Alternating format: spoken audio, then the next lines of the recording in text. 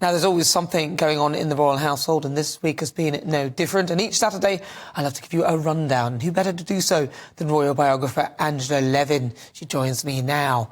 Angela. Hello. Welcome. Right, you're matching Lizzie, but should we...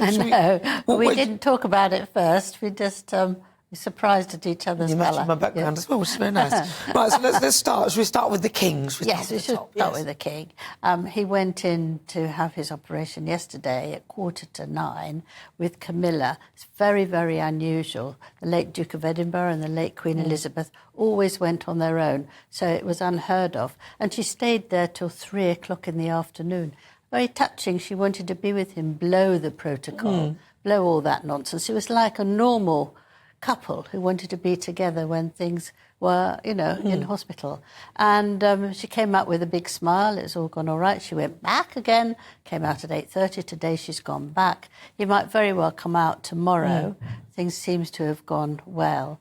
But I think it would be very difficult for him because he's so used to working all the time, so used to having, you know, things he's got to organise and going out to places, that it's very difficult when you absolutely have to stop and then wait until you are better. He probably quite enjoys it, actually, a little bit of a rest. Well, he might not. He might feel very uncomfortable. I mean, some people like to work really, really hard, and if they're not, they're all sort of scratchy and don't quite know what to do. But I think that, you know, she's there. She's a very calming, she'll make him laugh and all that sort of thing. She's been very busy, by the way, Queen Camilla. I mean, she's now the patron of the Anne Franks, which is, she said that just before the Holocaust. And that's good because people wanted to change the name and make it more diverse. They wanted to call it World Explorer. And I think other people, yes, ridiculous, other people... That doesn't roll off the tongue, she will do very well.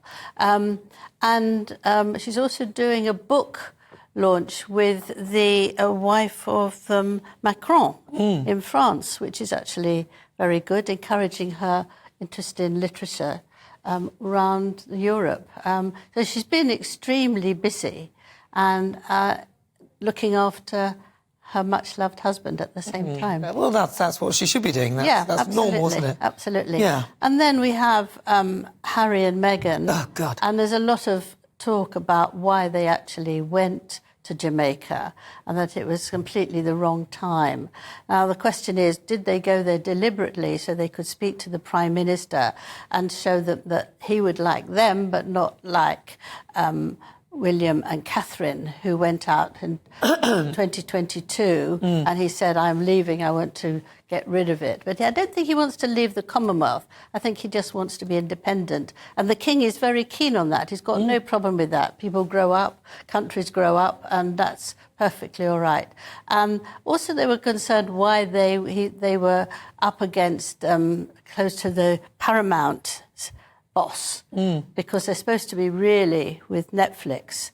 And was this a question that that they were trying to get a job for Meghan? They're grifters. They're always looking for a job, so probably. Yes, probably, but it's a bit unsubtle, I think, really. But there they were. She looked extraordinarily overdressed than going to a cinema, really, and a film, because the dress was absolutely enormous, and it's the sort of thing that you see at the awards ceremony. So I think people have really laughed at them, and they wonder actually what on earth are they doing. There's nothing. Other people are scurrying around doing much as they can. And if they'd stayed with the royal family, they could have been extremely useful. But now they just want to prove they're stronger than them, they're liked in other ways than them, and they're going to do it their way. And I think it's very self-killing, really. It's very, very... I mean, the behaviour from the two of them, you'd think that they would kind of evolve and see that actually this doesn't work, the approach that they're using, but they don't appear to want to, which is quite odd, really, isn't it? Yes, they don't sense what the room is saying to them. Or what anybody is saying to them. They're going to do it their way. They have a straight line. And actually it's not going to help them go anywhere because people feel that they're not behaving properly and they're fed up with it. And to keep on moaning is just not a very good idea to get people to like you. No, not at all. I don't really get it. I don't get what they're doing and why they're doing it. And why, you know, especially with the King not being well and obviously with Catherine as well. Yes. I'm worried about Catherine. Yes, I'm worried about Catherine. I think everybody's worried about Catherine. Very nicely that the King and Queen went to see her this morning because they're in the same hospital. I thought that was very nice. And she must feel well enough, otherwise that wouldn't have happened. And I believe that she might come home any day now. Perhaps they said she's going to be in at least 2 weeks, that people don't start getting more worried after that time. But I hope she'll come out, and she'll obviously be very, very well looked after. Yeah. And we will breathe relief. Yeah, but she couldn't be in a better place. Doctors and all the right doctors and nurses, and the King as well. Angela Levin, thank you very much. Always a pleasure. That is royal biographer Angela Levin giving us the latest from behind the palace walls.